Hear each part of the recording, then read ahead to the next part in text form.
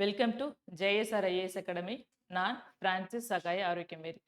நம்ம இப்போ டிஎன்பிஎஸ்சியில் யூனிட் 8 பற்றி பார்த்துட்டு வரோம். யூனிட் 8ல் இருக்கக்கூடிய சிலபஸ்க்கான இன்ட்ரோடக்ஷன் வீடியோ ஃபுல் டீட்டெயிலாக ஃபஸ்ட்டு வீடியோவாக அப்லோட் பண்ணியிருக்கோம். அதை பார்த்தீங்க அப்படின்னா உங்களுக்கு யூனிட் 8 எப்படி படிக்கணும், எங்கெல்லாம் படிக்கணும், எந்தெந்த தலைப்புக்கு கீழே என்னென்ன விஷயங்கள் படிக்கணும் அப்படின்ற ஃபுல் டீட்டெயில் கிடைக்கும். இந்த வீடியோவை நீங்கள் கண்டினியூஸாக பார்த்துட்டு வந்தீங்க அப்படின்னா 8th யூனிட்டில் மேக்ஸிமம் மார்க் வாங்குறதுக்கு உங்களுக்கு ஹெல்ப்ஃபுல்லாக இருக்கும். இப்போ நம்ம என்ன பார்த்துட்டு இருக்கோம் அப்படின்னு பார்த்தீங்கன்னா, தமிழ் சமுதாய வரலாறு அப்படின்ற டாபிக் கீழே வரலாற்றுக்கு முற்பட்ட காலம் அப்படின்றது லாஸ்ட் வீடியோவில் பார்த்தோம். இப்போ என்ன பார்க்க போறோம் அப்படின்னு பார்த்தீங்கன்னா, தமிழர்களின் தோற்றம் பற்றிய சான்றுகள் பார்க்க போறோம். சரிங்களா? தமிழர்களுடைய தோற்றம் எப்படியெல்லாம் இருந்தது, ஒவ்வொருத்தரும் என்னென்ன மாதிரி விஷயங்கள் சொல்றாங்க, தமிழர்கள் எப்படி தோன்றி இருக்கலாம் அப்படின்றதுக்கான சான்றுகள் நமக்கு என்னெல்லாம் கிடைச்சிருக்கு அப்படின்றத பத்தி தான் பார்க்க போறோம். வாங்க வீடியோக்குள்ள போலாம்.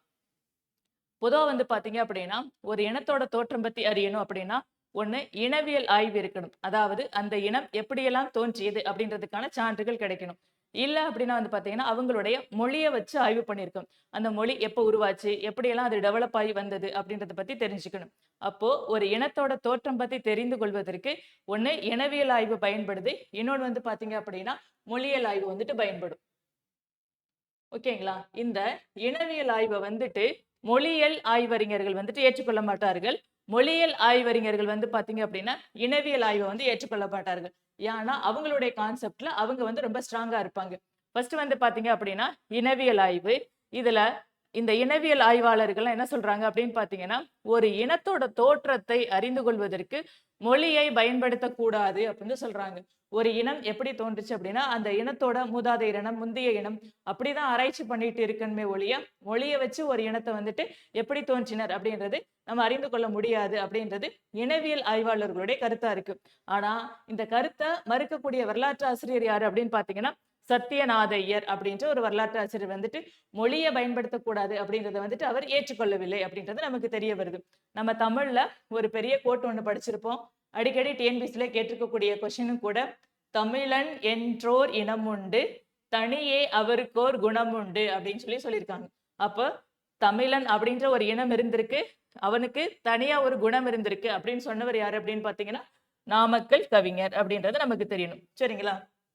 இதுல பாத்தீங்க அப்படின்னா இனவியல் ஆய்வுக்கான சான்றுகள் பத்தி தான் பார்த்துட்டு வரோம். வி.எஸ். ஸ்மித் என்ன சொல்றாரு அப்படின்னு பாத்தீங்கன்னா, இந்தியாவை பல்வேறு இனங்களின் அருங்காட்சியகம் அப்படின்னு சொல்றாரு. இதையும் டிஎன்பிசில கேட்டிருக்காங்க. இந்தியாவை பல்வேறு இனங்களின் அருங்காட்சியகம் என்று கூறியவர் யார் அப்படின்னு கேட்டிருக்காங்க. யாருன்னு கேட்டீங்கன்னா வி.எஸ். ஸ்மித். அவர் எதனால அப்படி சொல்லியிருக்காரு அப்படின்னா, இந்தியால பல வகைப்பட்ட இனங்கள் இருக்கு. அதுல எத்தனை இனங்கள் இருக்கு அப்படின்றது நமக்கு தெரியல. ஆனா வரலாற்று ஆசிரியர்கள்ல ஹெர்பர்ட் ரைஸ்லி அப்படின்றவர் 7 வகையான இனங்கள் இருக்கு அப்படின்னு சொல்றாரு. அடுத்து ஜே.ஹெச். ஹட்டன், பி.எஸ். குகா இவங்க 2 பேர் என்ன சொல்றாங்க அப்படின்னு பாத்தீங்கன்னா 6 வகையான இனம் இருக்கு அப்படின்னு சொல்லிட்டு இந்தியால இருக்கக்கூடிய இனங்களை பட்டியலிடுறாங்க. அப்போ மொத்தம் 7 வகை இனங்கள் இருக்கு அப்படின்றது தெரிய வருது. அந்த 7 வகை இனங்கள் என்னென்ன அப்படின்னு பாத்தீங்கன்னா இந்தோ ஆரியர்கள். இந்தோ ஆரியர்கள் எந்த பகுதியில் இருக்காங்க அப்படின்னா பஞ்சாப், ராஜஸ்தான், ஜம்மு காஷ்மீர் பகுதியில் இருக்கக்கூடியவங்களை தான் நம்ம இந்தோ ஆரியர்கள் அப்படின்னு சொல்றோம். நெக்ஸ்ட் பாத்தீங்க அப்படின்னா திராவிடர்கள். நமக்கு நல்லா தெரியும், திராவிடர்கள் அப்படின்னாவே தென்னிந்தியால இருக்கக்கூடியவங்க. நெக்ஸ்ட் மங்கோலியர்கள். மங்கோலியர்கள் அப்படின்னா எந்த பகுதியில் இருக்கக்கூடியவங்கன்னா வடகிழக்கு இந்தியாலையும் அஸ்ஸாம் பகுதியில் இருக்கக்கூடியவங்களை மங்கோலியர்கள் அப்படின்னு சொல்றோம். நெக்ஸ்ட் ஆரிய திராவிடர். ஆரிய திராவிடர் அப்படின்னா யாருன்னு பாத்தீங்கன்னா பீகார், யூபி பகுதியில் இருக்கக்கூடிய மக்களை ஆரிய திராவிடர் அப்படின்னு சொல்றோம். நெக்ஸ்ட் மங்கோலிய திராவிடர். மங்கோலிய திராவிடர் யாரு அப்படின்னு கேட்டீங்கன்னா வங்காள பகுதியில் இருக்கக்கூடியவங்க. சைனோ திராவிடர் இவங்க வடமேற்கு இந்தியால இருக்கக்கூடியவங்க. துருக்கி ஈரானியர் அப்படின்னு சொல்லிட்டு கடைசியா ஒரு இனத்தை சொல்றோம். இவங்க பாத்தீங்க அப்படின்னா இப்போதைக்கு இருக்கக்கூடிய பாகிஸ்தான் பகுதி இருக்கு இல்லையா, அந்த பகுதியில் இருக்கக்கூடியவங்களை தான் துருக்கி ஈரானியர் அப்படின்னு சொல்றோம். ஏன்னா சுதந்திரத்துக்கு முன்பு வரைக்கும் பாகிஸ்தான் இந்தியாவோட ஒருங்கிணைக்கப்பட்ட பகுதியா இருக்கு. இவங்க எல்லாம் கிளாசிஃபை பண்ணும்போது பாகிஸ்தான் அப்படின்றது இந்தியாவோட ஒரு பகுதி தான். அதனாலதான் அங்க பாகிஸ்தான்ல இருக்கக்கூடிய இனத்தை துருக்கி ஈரானிய இனம் அப்படின்னு சொல்றாங்க. சரிங்களா? அப்போ வரலாற்று ஆசிரியர்கள் இந்தியாவில் இருக்கக்கூடிய இனங்களை எத்தனையா பிரிக்கிறாங்க அப்படின்னு கேட்டீங்கன்னா ஹெர்பர்ட் ரைஸ்லி மட்டும் 7 இனம் அப்படின்னு சொல்றாரு. ஜே.ஹெச். ஹட்டனும் பி.எஸ். குகா இவங்க 2 பேரும் பாத்தீங்க அப்படின்னா 6 இனங்கள் அப்படின்னு சொல்றாங்க. மொத்தமா இருக்கக்கூடிய இனங்கள் அப்படின்னு பார்க்கும்போது 7 இனங்கள். இவங்க 2 பேரும் ஏற்றுக்கொள்ளாத இனம் எது அப்படின்னு கேட்டீங்கன்னா இந்த துருக்கி ஈரானிய இனம் அப்படின்றத இவங்க ஏத்துக்கல. ஏன்னா பாகிஸ்தான் இப்ப பிரிஞ்சு போயிடுச்சு இல்லையா? அதனால இந்த இந்தியால இருக்கக்கூடிய பகுதிகளை மட்டும் வச்சுட்டு அவங்க 6 இனம் அப்படின்னு சொல்றாங்க. சரிங்களா? இப்போ இந்தோ ஆரியர்கள் அப்படின்னா வந்து பாத்தீங்க அப்படின்னா பஞ்சாப், ராஜஸ்தான், ஜம்மு காஷ்மீர் பகுதியில் இருக்கக்கூடியவங்க. அவங்க எப்படி இருப்பாங்க அப்படின்னு பாத்தீங்கன்னா வெள்ளை கலர்ல இருப்பாங்க, கருப்பு நிற கண்ணு இருக்கும், கூர்மையான நாசி இருக்கும், நீண்ட முகமுடையவர்கள் இருக்கக்கூடியவங்க. நெக்ஸ்ட் வந்து பாத்தீங்க அப்படின்னா திராவிடர்கள் கருப்பு நிறம் மாநிறமா இருப்பாங்க, உயரம் கம்மியா இருக்கும், அகன்ற மூக்கா இருக்கும், தென்னிந்திய பகுதியில் இருக்கக்கூடியவங்க. மங்கோலியர்கள் வந்து பாத்தீங்க அப்படின்னா வட்ட தலையோட இருப்பாங்க, மஞ்ச கலர்ல இருப்பாங்க, குள்ளமா இருப்பாங்க, கண்ணு சிறுசா இருக்கும். வடகிழக்கு இந்தியாலையும் அஸ்ஸாம்ல இருக்கக்கூடியவங்க மங்கோலியர்கள். சரிங்களா? இதெல்லாம் வந்து பாத்தீங்க அப்படின்னா உங்களுக்கு ஜியோகிராஃபிலையும் யூஸ் ஆகும், தமிழ்லையும் உங்களுக்கு யூஸ் ஆகும். கொஞ்சம் தெளிவா பார்த்துக்கோங்க. நெக்ஸ்ட் வந்து பாத்தீங்க அப்படின்னா ஆரிய திராவிடர்கள். இவங்க வந்துட்டு பழுப்பு கலர்ல இருக்கக்கூடியவங்க, நடுத்தரம் உயரம் இருக்கும், பீகார் யூபியில இருப்பாங்க. மங்கோலியர்கள் வட்ட தலை இருக்கும், தட்டையான மூக்கு இருக்கும், வங்காள பகுதியில் இருக்கக்கூடியவங்க. சீன திராவிடர்கள் அப்படின்னு பாத்தீங்கன்னா மாநிறம், இவங்களோட ஈரானிய கலப்பு இருக்கும். வடமேற்கு இந்தியா அதாவது குஜராத்ல சௌராஷ்டிரா பகுதியில் இருக்கக்கூடியவங்க எல்லாரும் சீன திராவிடர்கள் அப்படின்னு சொல்றாங்க. துருக்கிய ஈரானியர் அப்படின்னா இப்ப இருக்கக்கூடிய பாகிஸ்தான் பகுதி. சரிங்களா? இந்த 7 இனம் அவங்களுடைய அந்த இனத்துக்கான குறிப்புகள் என்னென்னலாம் சொல்லியிருக்காங்க அப்படின்றத பாத்துக்கோங்க. நெக்ஸ்ட் வந்து பாத்தீங்க அப்படின்னா PS குகா இருக்கார் இல்லையா? அவர் வந்துட்டு திராவிடர்களை என்ன சொல்றாரு அப்படின்னு பாத்தீங்கன்னா நிலநடுக்கடல் கூட்டத்தார் அப்படின்னு சொல்றாரு. சரிங்களா? திராவிடர்களை நிலநடுக்கடல் கூட்டத்தார் அப்படின்னு சொல்லி சொன்னது யாரு அப்படின்னு சொல்லி கேட்கலாம். யாரு சொன்னாங்க அப்படின்னு பாத்தீங்கன்னா PS குகா சொல்றாரு. எதனால நிலநடுக்கடல் கூட்டத்தார் அப்படின்னு சொல்லி சொல்றாருன்னா இவர் சொல்ல வர்றதுல இருந்து நிலநடுக்கடல் பகுதியில இருந்து அப்படியே நகர்ந்து இங்க தென்னிந்தியால வந்து செட்டில் ஆனவங்க தான் திராவிடர்கள் அப்படின்னு சொல்றாங்க. ஏன் அப்படி சொல்றாருன்னா இவங்களும் திராவிடர்களும் நிலநடுக்கடல் பகுதியில் இருக்கவங்களுக்கான தோற்றம் ஒரே மாதிரி இருக்கு. அதை வச்சுதான் வந்துட்டு பாத்தீங்கன்னா PS குகா திராவிடர்கள் வந்துட்டு நிலநடுக்கடல் கூட்டத்தினர் அப்படின்னு சொல்றாரு. அகன்ற மூக்கு, நடுத்தர உயரம், மாநிறம், அங்க இருக்கவங்களும் இங்க தென்னிந்திய பகுதியில் இருக்கவங்களுக்கு இதே மாதிரியான தோற்றம் தான் இருக்கு.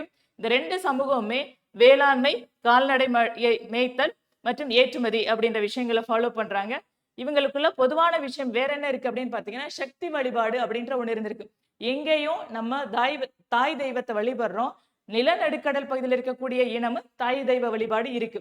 இது எல்லாத்தையும் காரணமா வச்சுதான் PS குகா வந்துட்டு திராவிடர்கள் நிலநடுக்கடல் கூட்டத்தினர் அப்படின்னு சொல்றாரு. சரிங்களா? நெக்ஸ்ட் வந்து பாத்தீங்க அப்படின்னா JH கட்டன் என்ன சொல்றாரு அப்படின்னு பாத்தீங்கன்னா இந்த திராவிடர்கள் வந்துட்டு நீக்ரோஸும் முதல்நிலை ஆஸ்திரேலியர்களும் சேர்ந்தவங்க அப்படின்னு சொல்றாரு. நீக்ரோஸ் எப்படி இருப்பாங்க அப்படின்னு பாத்தீங்கன்னா கருப்பு உருவம் இருக்கும், உயரம் கம்மியா இருக்கும், அகன்ற தலை இருக்கும், சுருண்ட முடி இருக்கும். இந்த மாதிரி இருக்கக்கூடியவங்க எல்லாரும் நீக்ரோஸ். இவங்க வந்துட்டு தொடக்க கால பூர்வக்குடிகள் அப்படின்னு சொல்றாங்க. அப்ப இருந்திருக்கக்கூடிய பூர்வக்குடிகள் தான். அப்ப திராவிடர்கள் அப்படிங்கிறதும் பூர்வக்குடியா இருந்தவங்க தான் இன்னைக்கு இவ்வளவு டெவலப் ஆகி வந்திருக்காங்க அப்படின்னு சொல்றாங்க. இன்னொன்னு வந்து பாத்தீங்க அப்படின்னா இவங்க எல்லாமே காடு மலைப்பகுதியில வசிக்கக்கூடியவங்க. சரிங்களா? நீக்ரோஸ் அப்படின்றவங்க இந்த மாதிரியான பண்புகள் இருக்கும். இதே பண்புகள் திராவிடர்களுக்கு இருக்கு. அப்போ நீக்ரோஸ் தான் அப்படியே டெவலப் ஆகி திராவிடர்களை வந்திருப்பாங்கன்னு சொல்றாங்க. அடுத்து வந்து பாத்தீங்க அப்படின்னா முதல்நிலை ஆஸ்திரேலியர்கள். இந்த முதல்நிலை ஆஸ்திரேலியர்கள் எப்படி இருப்பாங்க அப்படின்னு பாத்தீங்கன்னா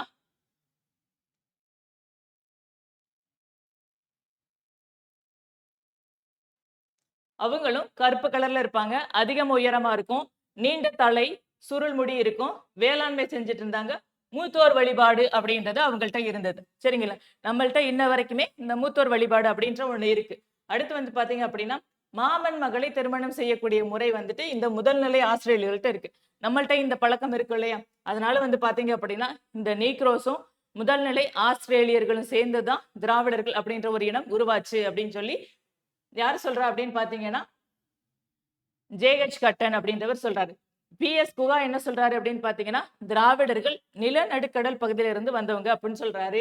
JH கட்டன் என்ன சொல்றாருன்னா திராவிடர்கள் வந்துட்டு நீக்ரோஸும் முதல்நிலை ஆஸ்திரேலியர்களும் இணைந்து உருவான ஒரு இனம் தான். ஏன்னா இவங்க 2 பேத்துக்கும் என்னென்ன பண்புகளா இருக்கோ அந்த பண்புகளும் திராவிடர்கள்ட்ட இருக்கு.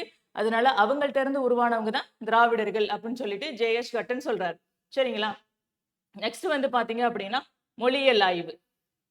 மொழியியல் ஆய்வு பத்தி பேசணும் அப்படின்னா கமில் சுபலபில் அப்படின்னு சொல்லக்கூடிய ஒரு வரலாற்று ஆசிரியர் வந்துட்டு என்ன சொல்றாருன்னா இந்த மூல திராவிடர் அப்படின்ற சொல் வந்துட்டு யாரை குறிக்குது அப்படின்னு பாத்தீங்கன்னா தென்னிந்தியால இருக்கக்கூடிய பழங்குடிகள் தான் மூல திராவிடர் அப்படின்னு சொல்றாரு. சரிங்களா? அவங்க பேசின மொழி தான் மூல திராவிட மொழி அப்படின்ற கருத்துக்கு யார் வராரு அப்படின்னு பாத்தீங்கன்னா கமில் சுபலபில் அப்படின்றவர் வராரு. சரிங்களா?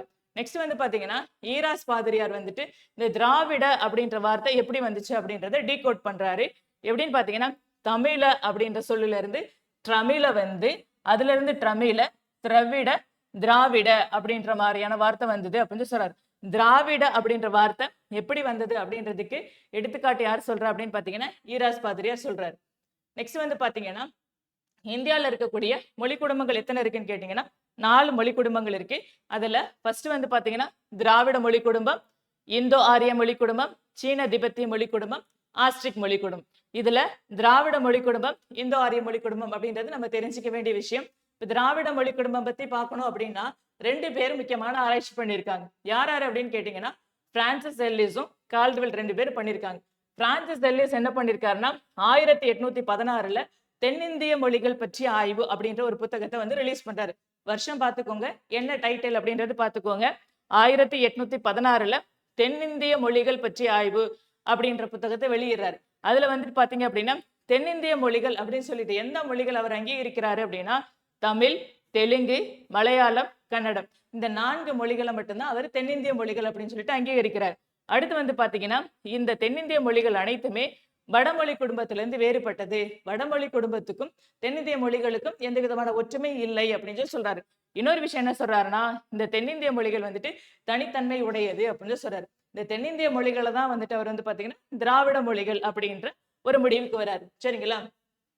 பிரான்சிஸ் எல்லிஸ் எழுதின புத்தகம் 1816ல தென்னிந்திய மொழிகள் பற்றி ஆய்வு அப்படின்றது தமிழ், தெலுங்கு, மலையாளம், கன்னடம் இந்த 4 மொழிகளை தான் அவர் வந்துட்டு தென்னிந்திய மொழிகள் அப்படின்னு சொல்றாரு.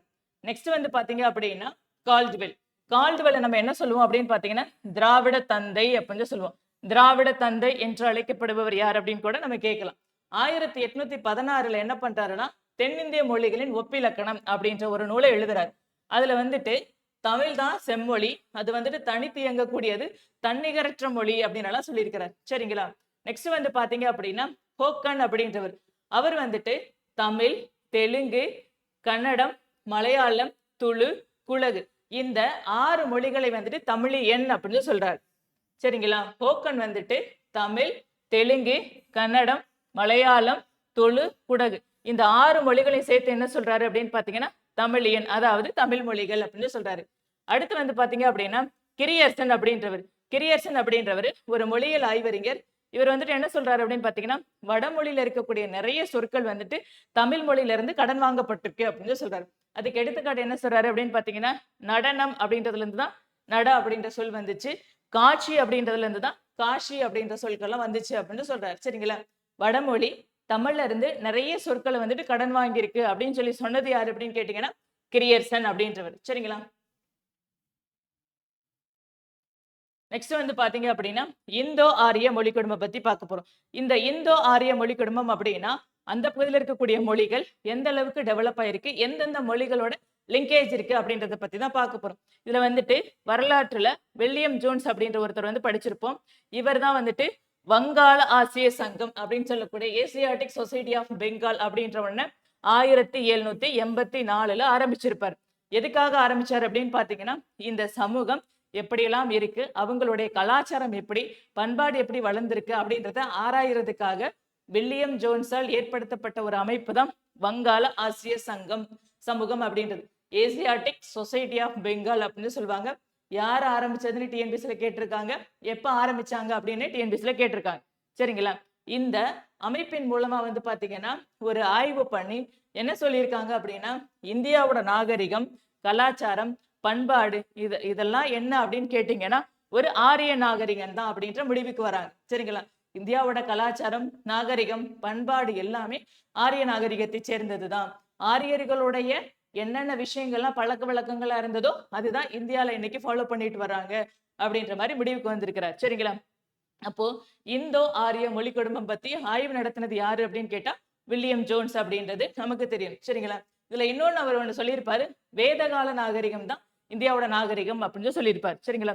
வேத காலத்தை பத்தி ஆராய்ச்சி பண்ணி வேத காலத்துல என்னென்ன விஷயங்கள் இருந்ததோ அதுதான் இந்தியா முழுவதுக்கும் பரவி இருக்கு, அதுக்கு அடித்தளமிட்டது வேத காலம் தான் அப்படின்ற விஷயத்தை சொல்லியிருப்பார். சரிங்களா?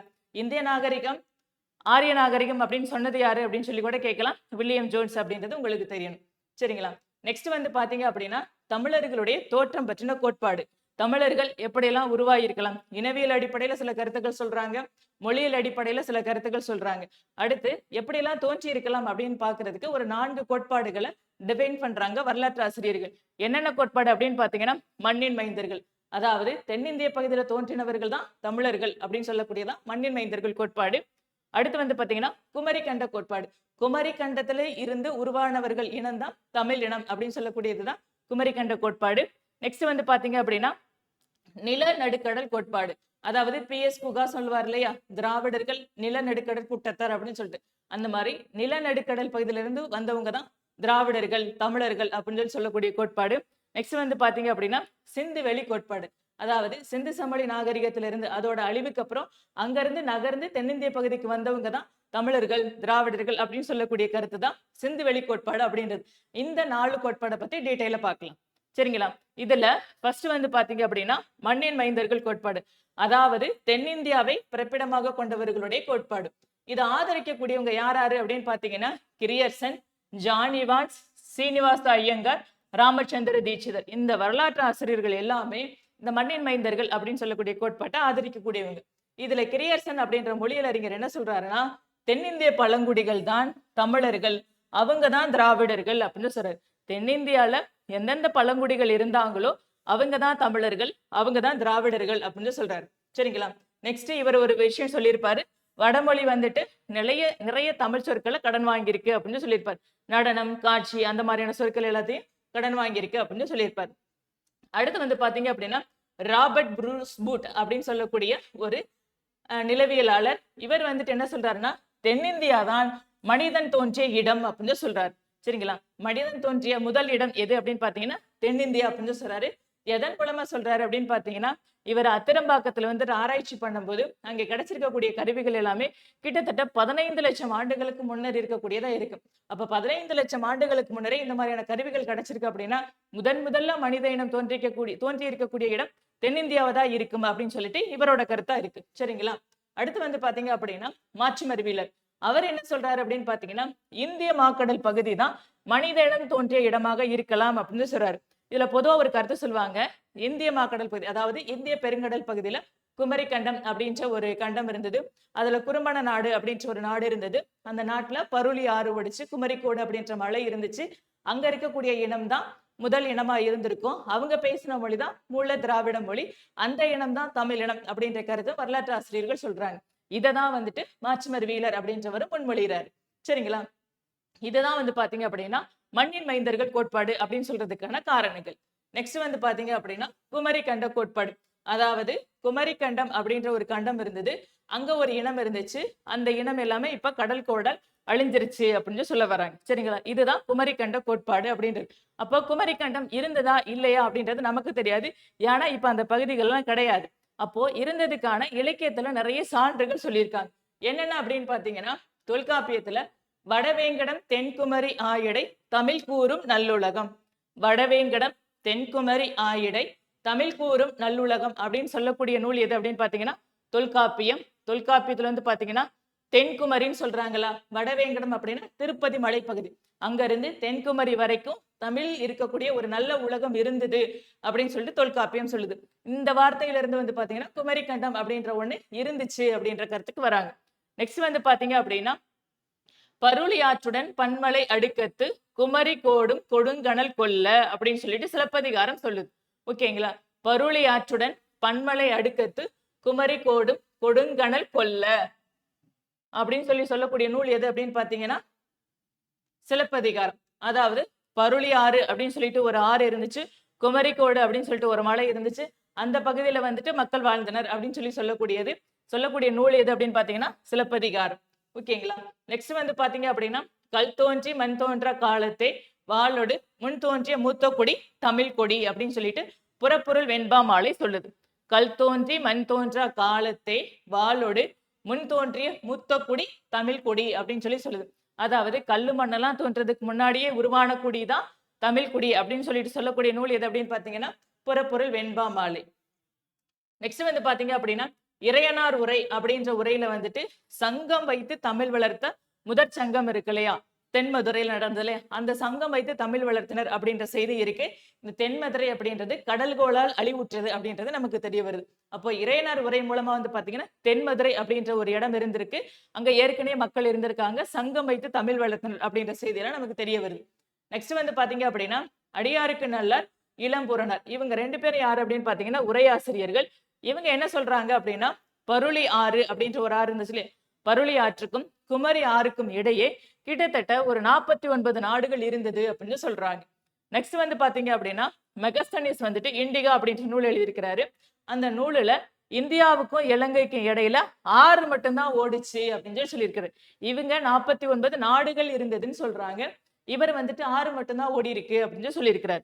சரிங்களா? அடுத்து வந்து பாத்தீங்க அப்படின்னா ஐயாவளி அப்படின்னு சொல்லக்கூடிய அகில திரட்டு அம்மானை அப்படின்ற நூலுல குமரிக்கு தெற்கே வந்துட்டு கிட்டத்தட்ட 170 சதுர கிலோமீட்டர் பரப்புக்கு ஒரு பெரிய பரப்பு இருந்தது அப்படின்னு சொல்லியிருக்காங்க. இப்ப இருக்கக்கூடிய குமரி பகுதிக்கு தெற்கே 170 கிலோமீட்டர் அளவுக்கு ஒரு பெரிய பரப்பு இருந்தது அப்படின்னு சொல்லிட்டு அகில திரட்டு அம்மானி நூலில் சொல்லியிருக்காங்க. அடுத்து ராமாயணத்துல வந்து பாத்தீங்கன்னா கபாடபுரம் பத்தின குறிப்புகள் இருக்கு.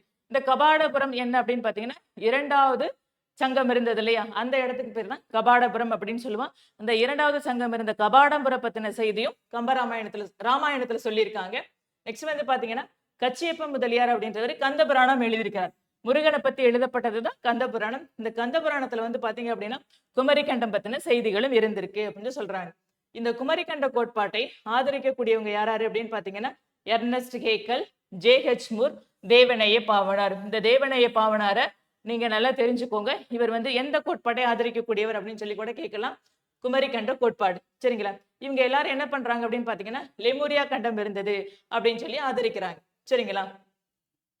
நெக்ஸ்ட் வந்து பாத்தீங்க அப்படின்னா குமரி கண்டத்துக்கு இன்னொரு பேர் தான் லெமூரியா அப்படின்னு சொல்லுவாங்க.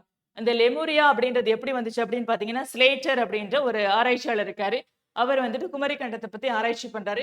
அங்க லெமூர் அப்படின்ற குரங்கோட ஒரு சில சான்றுகள் கிடைக்குது. அப்ப குரங்குல இருந்து மனிதன் வந்தான் அப்படின்ற குறிப்புகள் சொல்றாங்களே, அதுல இருந்து லெமூர் அப்படின்ற குரங்குல இருந்து மனிதன் தோன்றி இருக்கலாம். அதனால முதல் மனிதன் தோன்றிய இடம் இந்த பகுதி, அதாவது குமரி கண்டம் சொல்லக்கூடிய லெமூரியா கண்டம்.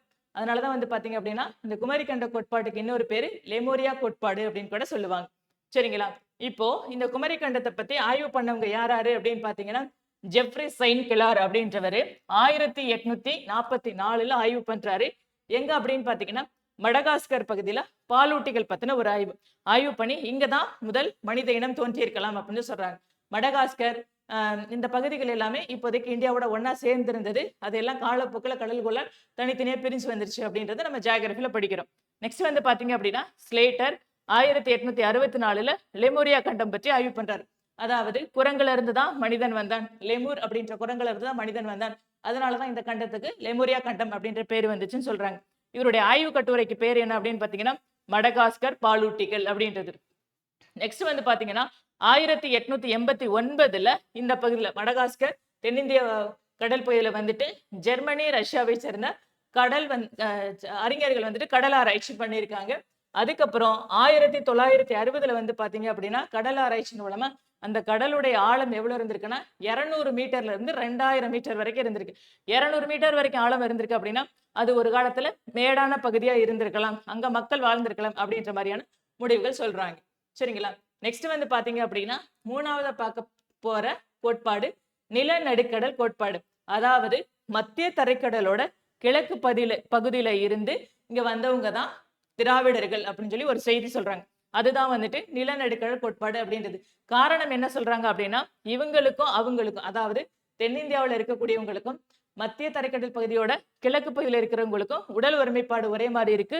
மொழி ஆய்வு அடிப்படையில் இவங்க 2 பேரும் ஒரே மாதிரி தான் பேசிக்கிறாங்க அப்படின்ற மாதிரியான காரணம் சொல்றாங்க. இதை ஆதரிக்கக்கூடியவங்க யாராரு அப்படின்னு பாத்தீங்கன்னா லொகோரி, Sunit Kumar Chatterji, Caldwell, Elliot Smith, Nilakanta Sastri, இவங்கெல்லாம் வந்துட்டு நிலநடுக்கடல் கோட்பாட்டை ஆதரிக்கக்கூடியவங்க. சரிங்களா? கால்டுவெல் பாத்துக்கோங்க, நீலகண்ட சாஸ்திரி பாத்துக்கோங்க, இவங்கெல்லாம் வந்துட்டு நிலநடுக்கடல் கோட்பாட்டை ஆதரிக்கக்கூடியவங்க. எலியட் ஸ்மித் என்ன சொல்றாரு அப்படின்னு பாத்தீங்கன்னா கிட்டத்தட்ட கிமு 5ஆம் நூற்றாண்டு வாக்கிலேயே எகிப்து, ஈரான், ஈராக், அதாவது மத்திய தரைக்கடல் கிழக்கு பகுதியில் இருக்கு இல்லையா, அங்க இருந்து தென்னிந்தியாவுக்கு வந்திருக்கலாம் அப்படின்னு சொல்லிட்டு எலியட் ஸ்மித்தோட கருத்தா இருக்கு. 4வது கோட்பாடு வந்து பாத்தீங்க அப்படின்னா சிந்துவெளி நாகரிக கோட்பாடு. இதை ஆதரிக்கக்கூடியவங்க யார் யாரு அப்படின்னு பாத்தீங்கன்னா பர்ரோ, இராஸ் பாதிரியார், லகோரி, பாலகிருஷ்ணன் ஐஏஎஸ், ஐராவத மகாதேவன். இவங்க எல்லாரும் சிந்து சமவெளி நாகரிக கோட்பாடு ஆதரிக்கக்கூடியவங்க. அதாவது சிந்து சமவெளி நகர பகுதியில இருந்து அங்க இருந்து இங்க தென்னிந்திய பகுதிக்கு வந்தவங்க தான் நம்மளுடைய திராவிடர்கள் அப்படின்ற கருத்தை வந்துட்டு ஆதரிக்கக்கூடியவங்க. சரிங்களா? இப்போ சிந்து நாகரிக எழுத்துக்கும் திராவிட நாகரிக எழுத்துக்கும் தொடர்பு இருக்கு அப்படின்னு சொல்லி சொன்னவங்க யாராருன்னா ஹென்றி ஹெராஸ், அஸ்கோ பார்பலோ, ஐராவத மகாதேவன். இவங்க 3 பேர் என்ன பண்றாங்க அப்படின்னு பாத்தீங்கன்னா சிந்துவெளி எழுத்துக்கும் திராவிட எழுத்துக்கும் தொடர்பு இருக்கு. அதுல இதன் மூலமா வந்துட்டு சிந்து சமவெளி நாகரிகத்தை சேர்ந்தவர்கள் தான் திராவிடர்கள் அப்படின்ற கருத்தை சொல்றாங்க. சரிங்களா? இதுல இருந்து நமக்கு என்ன தெரிய வருது அப்படின்னு பாத்தீங்கன்னா தமிழர்களுடைய தோற்றம் பற்றிய சான்றுகள் அப்படிங்கும் போது ஒண்ணு இனவியல் அடிப்படையில சொல்றாங்க, மொழியியல் அடிப்படையில சொல்றாங்க, 4 விதமான கோட்பாடுகள் சொல்றாங்க. ஒவ்வொருத்தரும் ஒவ்வொரு கோட்பாடு ஆதரிக்கிறாங்க. நமக்கு இதை வந்து பாத்தீங்க அப்படின்னா பாடல் வரிகள் குறித்து கொடுத்து யாரு இதை சொல்லியிருக்கா இல்லைன்னா எந்த நூல் அப்படின்னு சொல்லி கேட்கலாம். இல்ல அப்படின்னா இந்த கோட்பாட்டை ஆதரிக்கக்கூடியவர்கள் யாரு அப்படின்னு சொல்லி கேட்கலாம். கொஸ்டின்ல கேட்கல அப்படின்னா கூட நமக்கு தமிழர்களோட தோற்றம் எப்படிலாம் இருந்தது அப்படின்றத தெரிஞ்சுக்கிறதுக்கு இது ஒரு நல்ல வாய்ப்பா இருக்கும். இந்த வீடியோ உங்களுக்கு ரொம்ப யூஸ்ஃபுல்லா இருக்கும் அப்படின்னு சொல்லிட்டு நம்புறோம். கண்டினியூஸா வாட்ச் பண்ணிட்டு வாங்க. 8th யூனிட்ல நீங்க மேக்ஸிமம் மார்க் வாங்குறதுக்கு இது ரொம்ப ஹெல்ப்ஃபுல்லா இருக்கும். தேங்க்யூ.